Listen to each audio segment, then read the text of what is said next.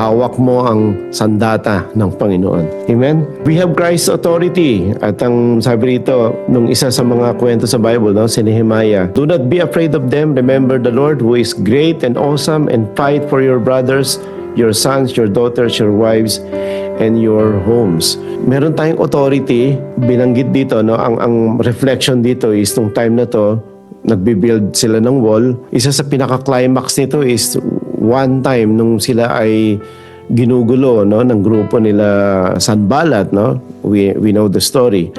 Sabi ni Nehemiah, may arm sila. One is to build yung wall and one is spear, no?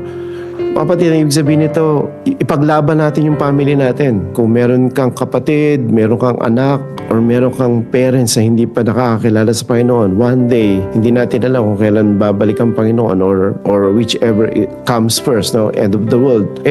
Paglaban natin sila, mga kapatid. Hindi pwedeng wala tayong gagawin. Yung iba, minsan, yung iba sa atin na po prostrate na kahit matagal na natin pinag-pray or wini-win sa Lord, pero minsan may hamon talaga. Don't give up. Amen? So, fight for our brothers, fight for our sons, fight for our daughters. And katulad ng nabasa natin kanina, fight a good fight of faith. Hindi yung pagka talaga nanghihina, gigibin na tayo, no? Well, hindi ganun yung espiritu na binigay sa atin ng Panginoon. Know God's truth. Tulad ng pinapaalala sa atin sa morning devotion lagi, no? Do our devotions, no? Kasi sabi rito, biblically illiterate Christians will implode. Pag tayo ay hindi equipped ng salita ng Panginoon, implode is parang internal sa sabog, no? Kasi ang katumbas yan is explode is external.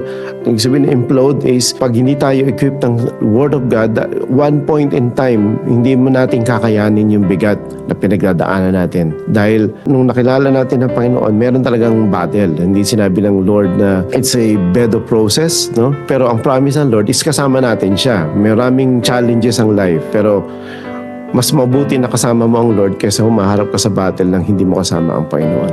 Amen? Kaya may mga joke nga dati, no, na pag wala kang atake, magtanong ka na. Baka nasa kabila ka.